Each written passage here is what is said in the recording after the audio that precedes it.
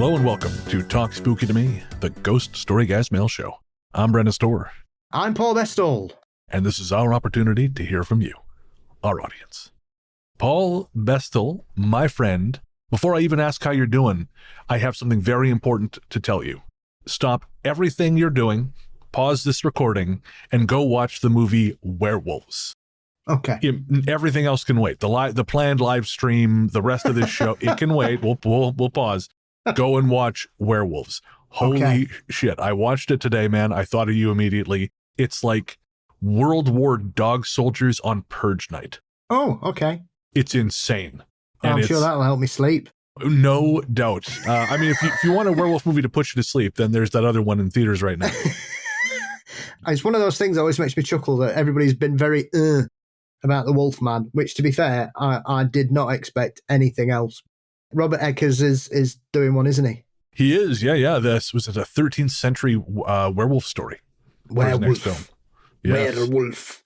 But will that movie have Frank Grillo, who I'm not usually a fan of, operating a chain gun and saying, "Bite me"? I bet it won't. It sounds like a night at the Cowboy Stadium. Equally dangerous. Equally dangerous. Yes, and lots of equally sad people.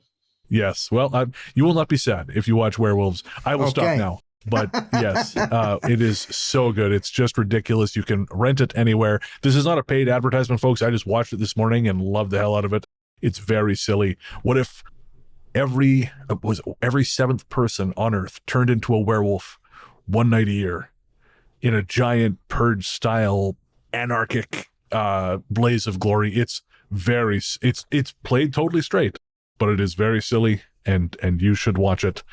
But how are you, Paul? Tell me about you. You were up to a totally normal hour watching American football? Yes, after being out on the lash for 7 hours, yeah. Oh man. After watching a football game in the cold as well, might add. It was one of those games where I'd lost feeling in my thighs. So you went to go see a football game in Sheffield? Yeah, I went to watch Sheffield United versus Norwich City. Sheffield United won.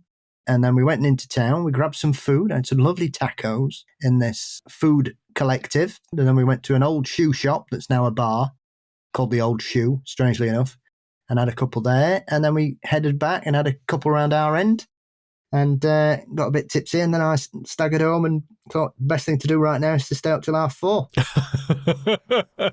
Watching the Commanders crush Detroit's hopes and dreams. Again. Then, strangely enough, I think it's because I went peopling. I've had a bit of a strange tummy bug all the week, so I've kind of felt a bit ugh. Oh, no. But I'm not sure if that was because we were sat behind the world's grumpiest man at the football who kept slamming his... Like every time there was like a throw, he's like, calm down, Paul, you're winning.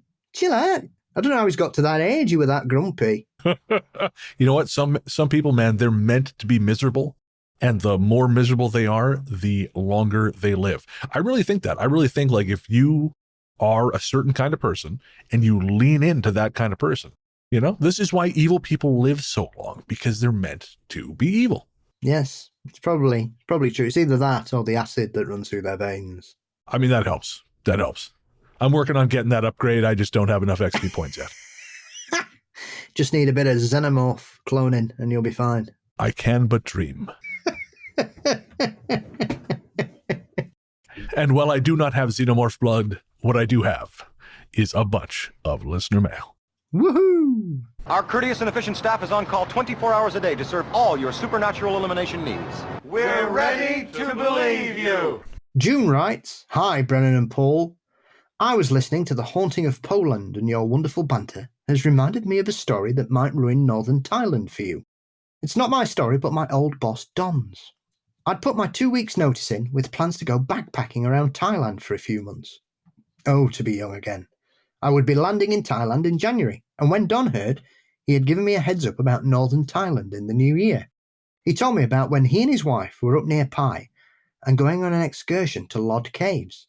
It was one of the few excursions they could still do because the air was filled with smoke as thick as from a forest fire. Northern Thailand, unlike the beach-filled southern Thailand, is more jungle adventure and farmland, and from January to April, farmers will illegally burn old crops and other agricultural waste. It's the dry season there, so things burn very easily, and the locals use that to their advantage. My boss didn't know this when he booked it, and so he and his wife were wholly unprepared for the haze and active fires in the fields, as you would be. On the excursion, there's a long walk from the parking lot to the entrance to the caves, and it takes place alongside a river. It was a beautiful walk, he said, lots of trees, although lots of dried out leaves and foliage.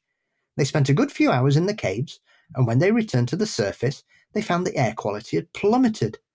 Farmers nearby had started burning their old crops nearby, and the smoke was thicker than they'd ever experienced. As they followed the path blindly back to the parking lot, they began to hear rain starting.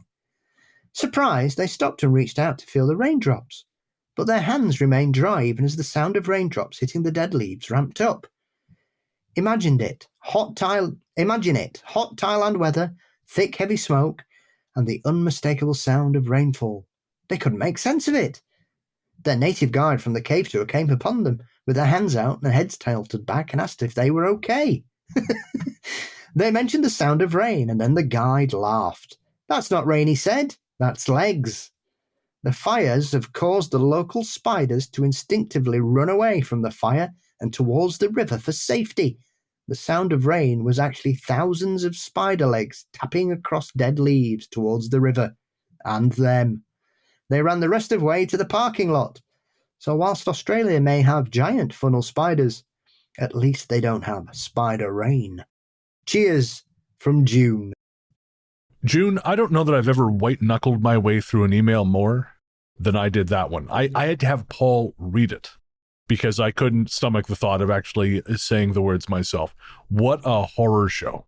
I think that'd be quite amazing to see, actually. You would, you psychopath. It's not every day you see like a cavalcade of spiders barreling towards you. It's my last day. Because even if they don't kill me, I do not want to continue existing on an Earth where I know that happens.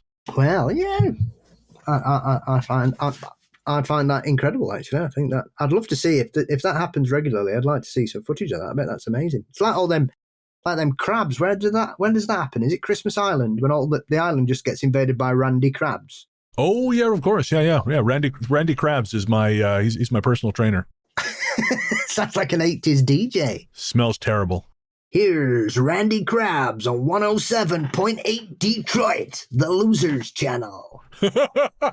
Or a minor league baseball player. That's we got Randy Krabs coming up to bat. Oh, June, yeah, no, that's a very, very cool story. Again, you've heard the two extremes of experience on this one. We have the rational one, me, which is oh God, oh no, there are horrors upon this earth. And there's the lunatic contingent who have just arrived screaming in a rocket ship from the moon. Yeah, I'm just amazed. Yeah, sounds great. And you mentioned your old boss, Don, and I'm going to mention this quickly. My old boss, Don Gillespie, a real original, real good guy. He passed recently. We just discovered. So he lived a long life. He was in his 90s. He was a hard old bastard. Right to the end. Yeah, you mentioned an old boss named Don, just too much of a coincidence for me to pass up. And I will say, Paul, Don was, again, quite the guy, very tall, very slender, very deep voice, and could drink beer as though it were water, as long as it was Kokanee Light. He could drink Kokanee Light as long as that brewery kept producing it. You know, there's that old Hercules story. I think it's Hercules, where he's like, they tell him that no one can drain the horn of mead, and he like keeps drinking it, and eventually that's how we get ebb tides. That would be Don with Kokanee Light. Yeah. He could just destroy that shit. However, if you waved a regular Kokanee under his nose, he was gone. You may as well put an APB out for him, because who knows where he was going to end up. And yeah.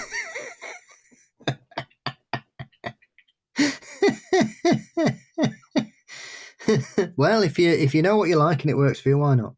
That's it. So here's to old bosses named Don. Thank you very much, June. So next up is from Joel. Joel says, "Greetings, guys. Trust you fine fellows are well. So my neurodiverse gray matter has been taking yet another wander down the foggy path of human behavior. This time I've been looking into what makes a jump scare / horror film effective and why. As a keen Minecrafter / creator with a very curious mind, I downloaded and installed a horror mod, which includes an entity called the Man from the Fog. This entity lies dormant before suddenly spawning with an eerie whistle and a blinding cloud of fog. His image is somewhat unnerving, not gory, but still manages to be an effective jump scare every time. I think he is based on the Man in the Fog. I have attached an image which shows him as being a black, gangly figure with long arms and legs, no real human features. No real human facial features. This got me thinking as to why, it would seem, us mortal beings now seem to be more disturbed by entities that are long, thin, stretched features with no obvious facial features. Slender Man is an obvious example of this. Back in the early days of horror films or sci-fi, it would seem that the larger the entity was, the more fear-inducing they were. Godzilla, King Kong, etc. Do you think the trend has changed, and if so, why? Does this tie in with the human phobia of daddy longlegs and other living things with long bodies and gangly legs? This is a crippling phobia with the female population of our household. I have a phobia of Celine Dion, who also has an extremely long body, neck, and gangly legs. However, this may be down to her release of possibly the worst song in movie history. I think that there's definitely an art to creating the perfect atmosphere for a jump scare in a film, which ties in nicely with the human perception of what is normal and what isn't. What ingredients do you guys think make the perfect fear-inducing, unnerving horror film, and why? Any particular examples that tick your favorites list? Take care and stay spooky. Kindest regards, Joel. Well, that's a great question, Joel. Paul, do you have some thoughts? As far as I'm aware, I read a study about this many years ago, which was discussing arachnophobia.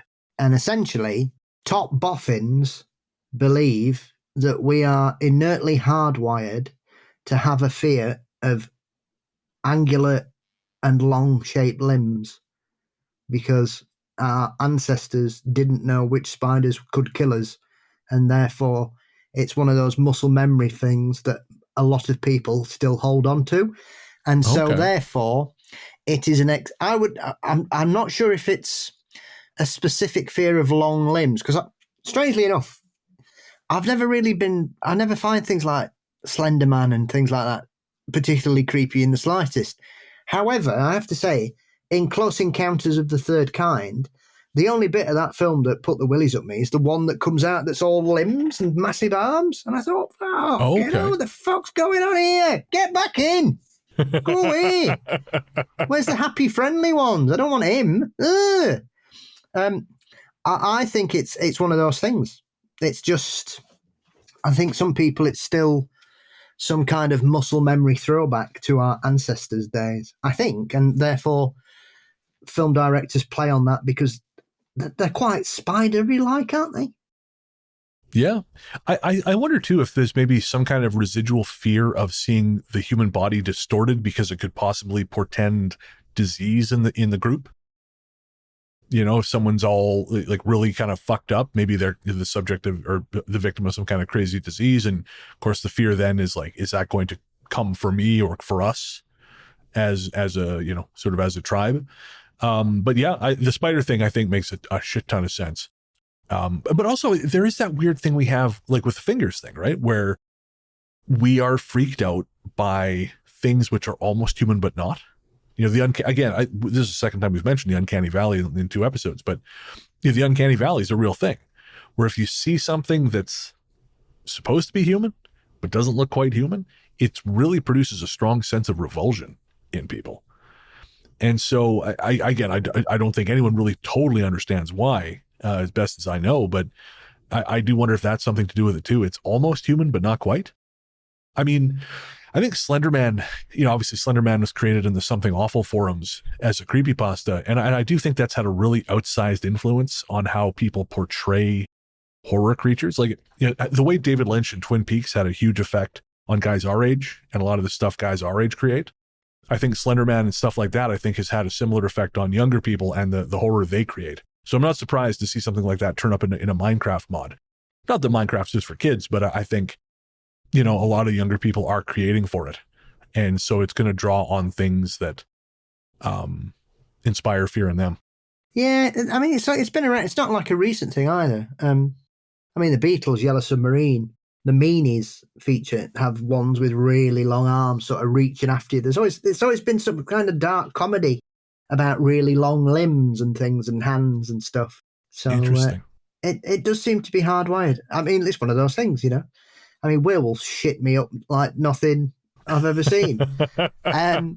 But things like that, just it's like water off a duck's back to me. I don't find it creepy. I find jerky movements, like really kind of. Oh yeah. That I find a bit odder rather than some long-limbed monstrosity flapping about. There's that actor, is it Javier Botet? When they need a guy who's quite slender and can do those sort of jerky, awkward motions, they hire him. Yeah. He's very, very, very, very skilled in manipulating his body to make it seem frightening. Yeah, like Tarman in Return of the Living Dead. He's the one that's locked in. He's the one that's in the container that the two dickheads accidentally open. Right, of course. Yes. Brains, and he's like that. As far as moving on, as far as the kaiju thing, Joel, I think that's I don't think that's ever gone away.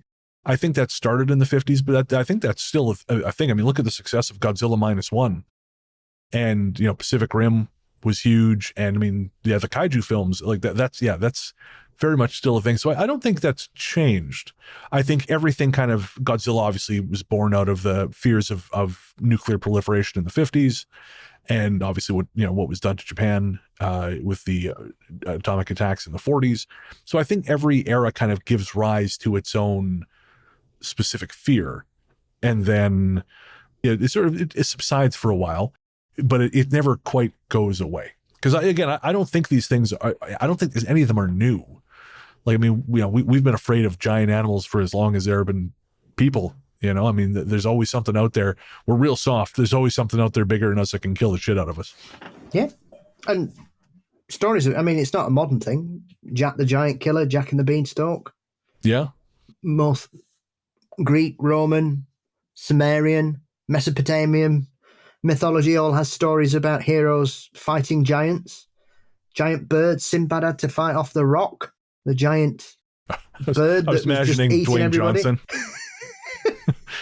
Imagine the comedian Sinbad holding off the Dwayne Johnson. Anyways, I'll stop. That sounds like a fever dream. I have a lot of those. I should get that looked at. I mean, it is interesting as a massive Godzilla fan, and having seen near enough all of them, some better than others. Yes. Godzilla is now 2.5 times taller than he was when he started. Because I think when he started, he was 165 feet tall, and now he's 400 feet tall. Oh, interesting. But Kong's increased massively in size as well. I think cinema has made everything bigger, but Godzilla till about the 70s was about the same size through like the first 20 films, and he's got progressively larger as things have gone on. I'm not really sure, because you get to a certain point and you think, well, how big can these things get in anything? Like Cloverfield, how big's that bloody thing? Paul, again, this is all like the career of Dwayne "The Rock" Johnson, because you look at him in The Rundown, he's just a guy. You look at him in Red 1, and he is a soda machine with eyes. He does seem to have got bigger. Oh, 100%. No, that man has had a lot of anabolic steroids. I thought that was just hard work and good diet. I mean, it's hard work too. It's and then you've got to get a dealer, haven't you? It takes a long time to find a good one. I mean, that's the thing about steroids, right? Like, even if you take them, it doesn't automatically make you giant. You still have to put the work in, which is just not endorsing steroids. Steroids are a really bad idea. But it's always funny when you guys like him go, no, man, totally clean. Okay, I understand you can't admit, because it's a crime. You're not going to admit to it on the fucking Today Show. I get it. But wink. Just piss in this, Dwayne. He's going to have one of those Wizinators. You ever seen one of those? I remember listening to Roddy Piper, his podcast. He said that some of the guys would sell clean urine. Yep. So he tells a story about this one wrestler who got a Wizinator, which folks, I assume you're not degenerates like us, so you don't know what that is. It's a fake penis that you use to dispense fake urine to pass a drug test. And he said that he got one of these, he ordered one of these things, this guy, got some clean urine, but they changed it around, so he had to, because this was wrestling, they can make it do whatever they want, he had to actually take it out in front of the doctor. The young man was black, and the penis he bought, it turns out it was white. And so, yeah, he caught on pretty quick. Oh. I thought that was quite funny, but that's fine. Well, he must have been on steroids if he didn't think about colouring it in with a pen or something. Or if it fell out in his trousers. Oh, I'm sorry, my cock's fallen off. Well, I think the idea was it's not my cock, it's the wrong colour. That's what? Yeah, That can't be my cock. Look at me. How dare you accuse me of dropping my own cock? I've seen One-Eyed Monster. Those things will just run off on you. So anyways, Joel, back to your question very quickly, because of course we pick the day we start late and we have a live show to do to have the longest conversation about fake penises. Again. So yeah, exactly. Welcome to the Ghost Story, guys. So the ingredients to make the perfect fear-inducing, unnerving horror film. Paul, what's your take, real quick? Jerky bastards, werewolves, and children running about with sharp implements. Okay. For me, it's what's the word? Like a perspective you can't totally trust.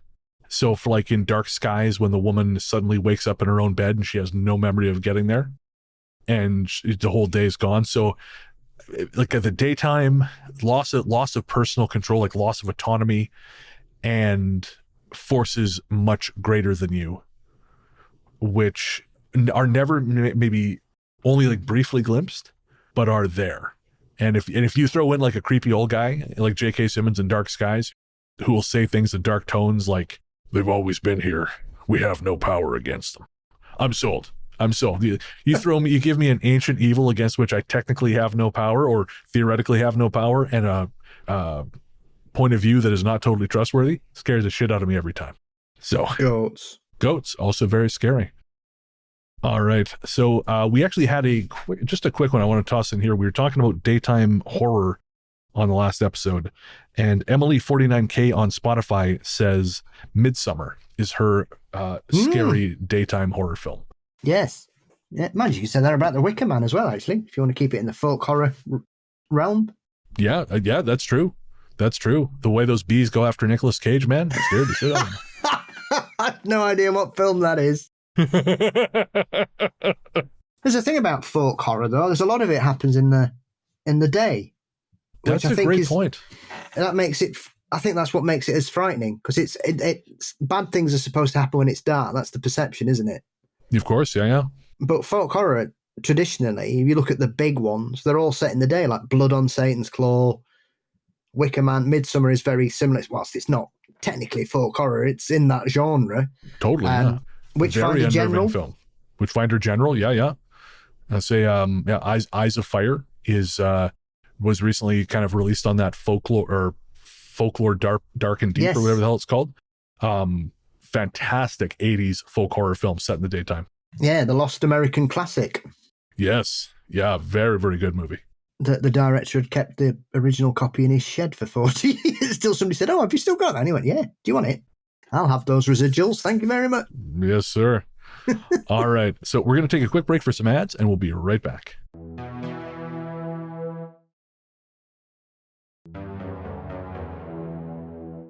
So next up is Erin, who says, "Hi, Bren and Paul. You read my Insta message on your Talk Spooky episode. How cool.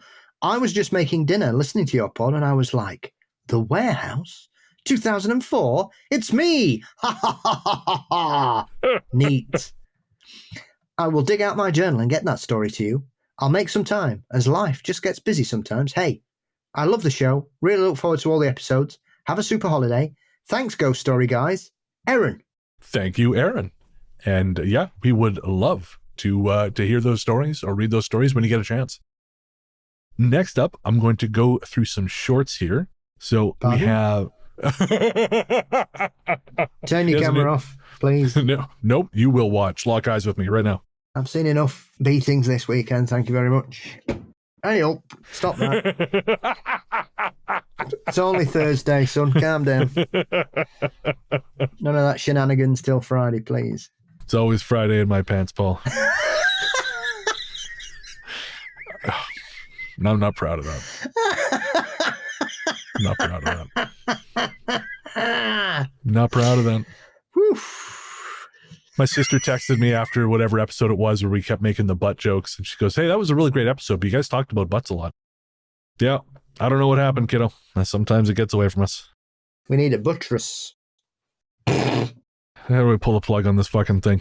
Anyways, here's a handful of short messages. Good. So first up is from Goblin. Goblin says, "It's funny to hear you talk about Mayor of Kingstown because it was filmed close to my work. I've met a bunch of the crew, not the cast." That's pretty cool, Goblin. You must live not too far from me, because I think that was filmed in Hamilton or thereabouts. Something like that. AJ says, regarding Bosch, read the books. So much better than the shows. AJ, I love the shows. I'm sorry. It's such dad TV. I know. Even Bosch Legacy. It's like the Temu version of Bosch, because Amazon didn't want to have to keep paying the salaries, so they like sent it to was it Freevee or something, so that they could technically continue the show, but they didn't have to continue it at the previous budgets. And everything is like 3 steps down. The wardrobe it looks like they stole it from my closet. The Bosch's office looks basically like my apartment here, whereas previously he had that gorgeous house overlooking Los Angeles. But even so, even Dime Store Bosch, I am here for it, because I am middle-aged and I like my middle-aged TV. The Murdoch Mysteries next. It's a venerable Canadian institution, apparently. Absolutely. Keeping old British actors in work, and good for that. Well done, you. Amen. I got to know, Paul, are there any do you sort of have like a guilty pleasure sort of mystery novel series that you like to read? I really got into the Wallander books. Oh, okay. Yeah. Which is quite difficult because the adaptations are of varying qualities. Yes. The Kenneth Branagh ones are brilliant. I really enjoyed all those. But the original ones, the Swedish, there's 2 different Wallanders. One looks like Wallander and the other one looks like somebody's drunk uncle pretending to be a policeman. and I can't sit with it properly. It just doesn't work for me at all. It kind of pulls away from the image. It's one of those things when you've got a character in your head and then you see Uncle Knobhead, you're like, no. Yeah. It'd be like casting Jim Carrey as Aragorn. No. Not working. No, there's no part of that works for me. No. Mine is probably the Matt Scudder books by Lawrence Block. He has about 20, some of them. They're PI books.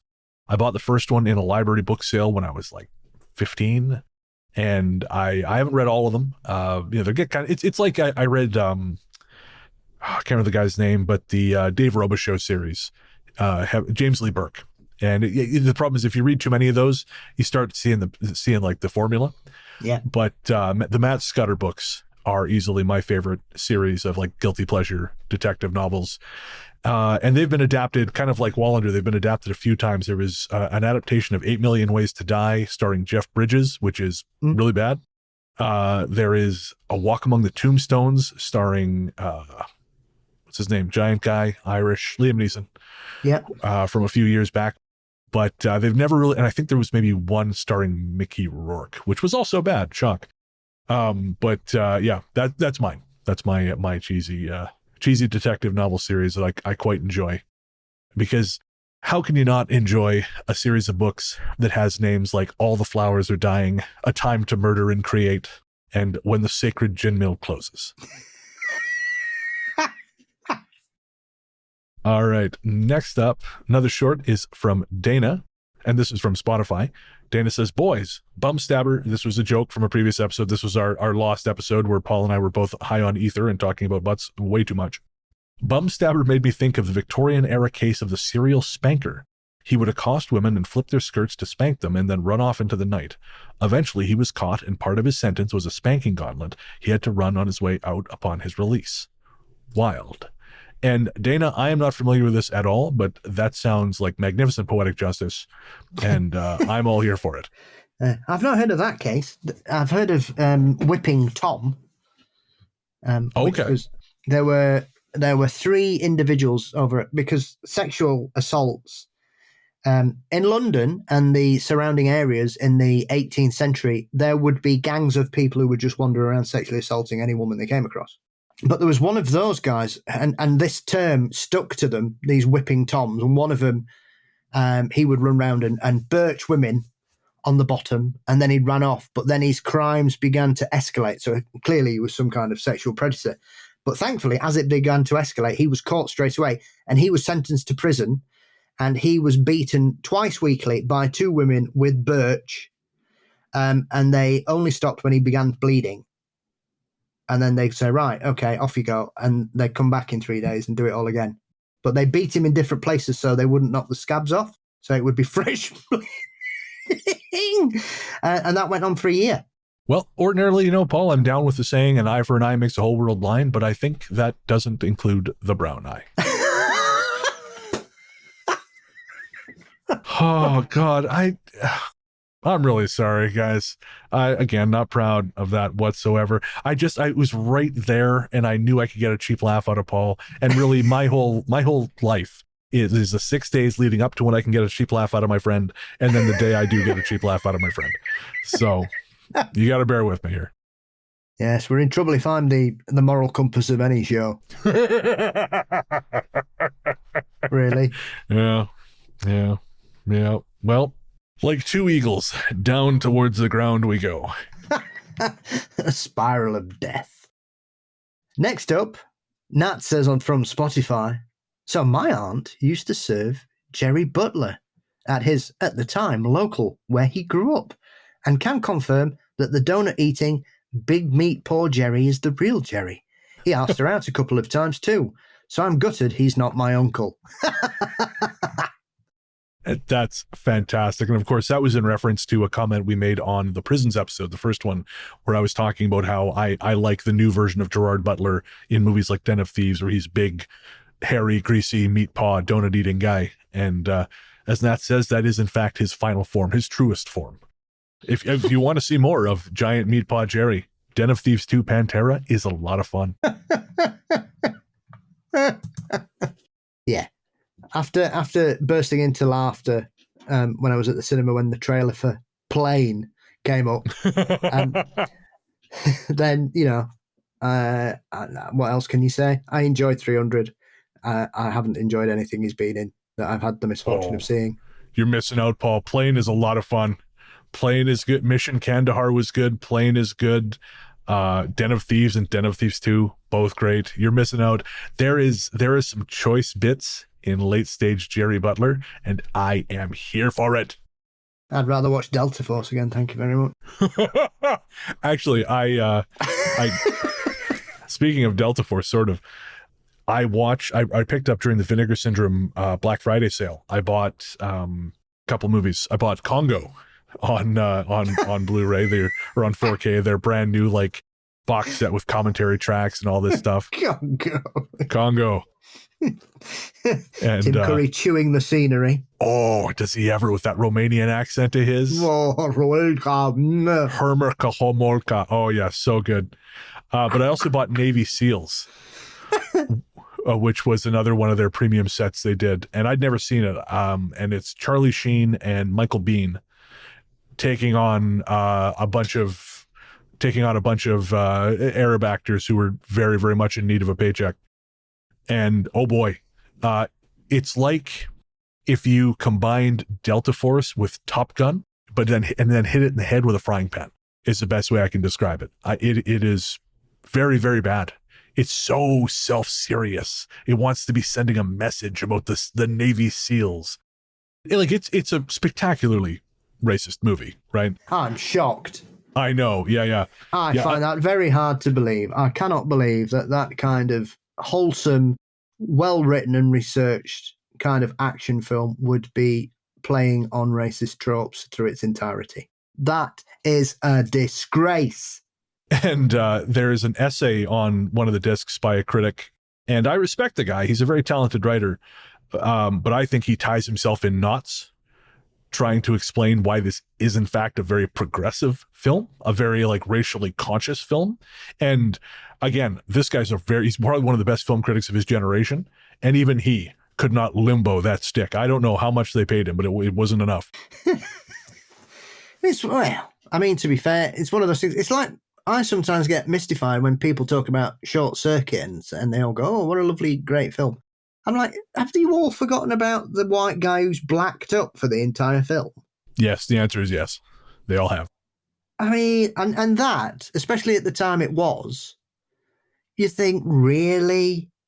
Really? It's like that episode I've mentioned before of Unsolved Mysteries, where they clearly said, right, it doesn't matter, we've got to film this segment, and I don't give a shit if we've only got a white guy to play the criminal here.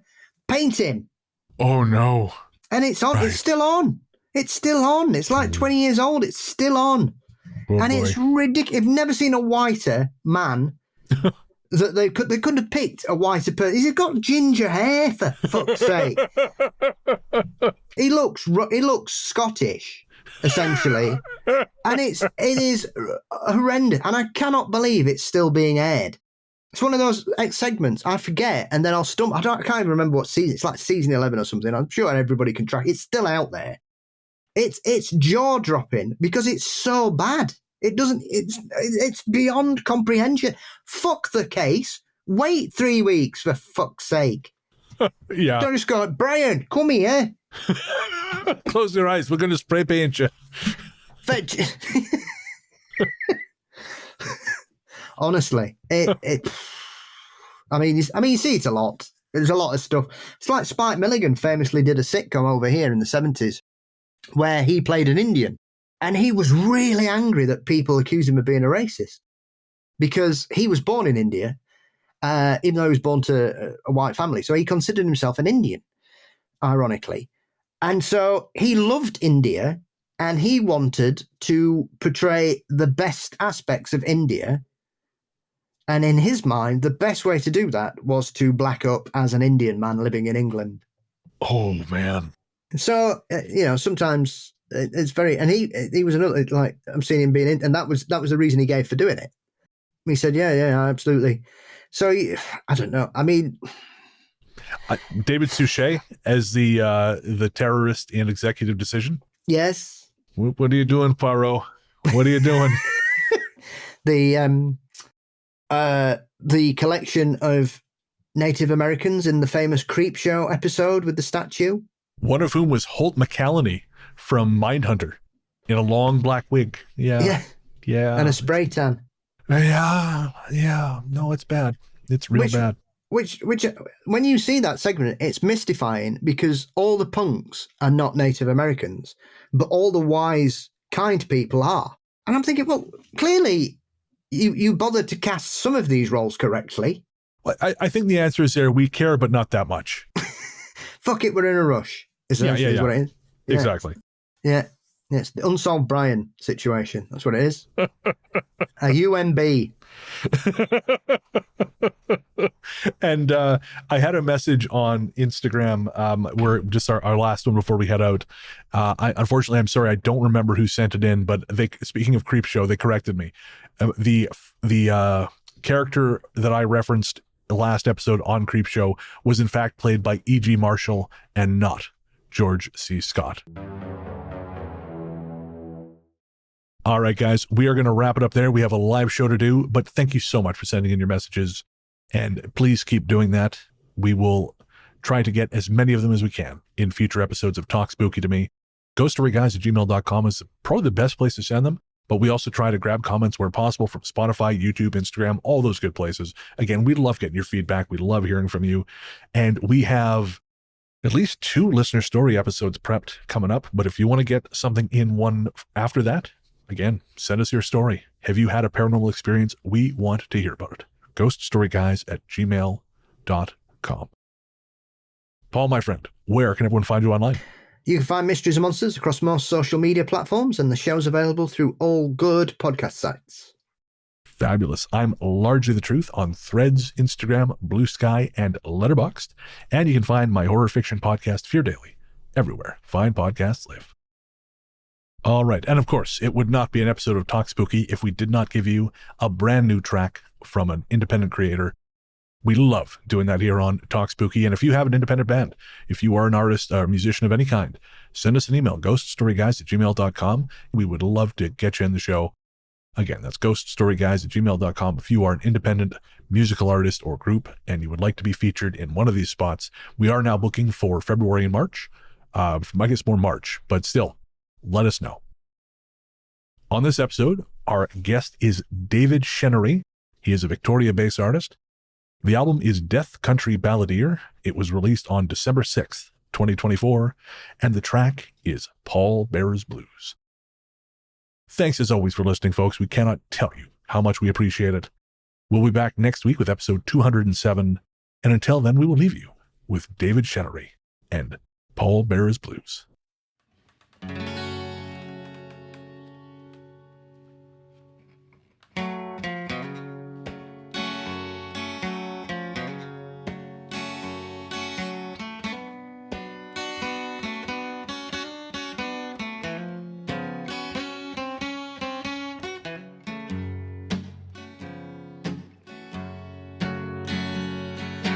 Don't believe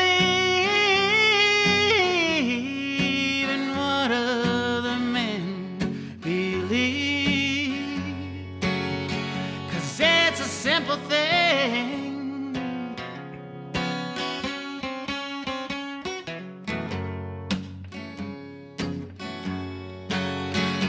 You can go around believing with a good but it's a simple thing.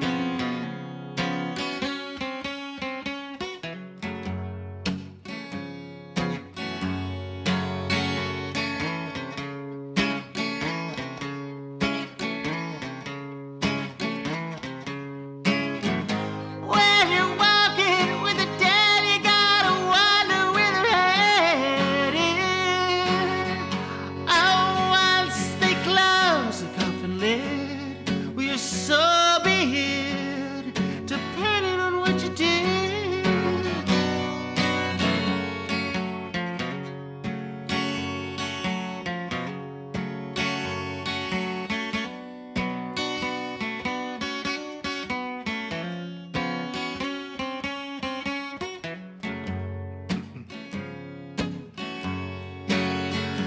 When they put you in the ground, a preacher will say where you have gone, but it's a simple thing.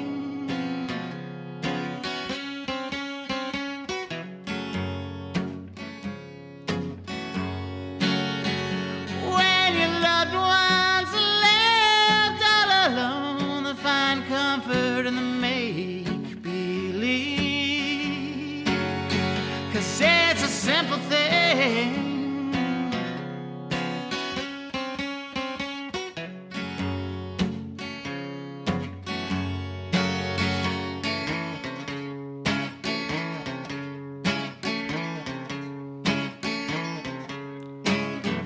When you're walking with the dead, you gotta wonder where their head is.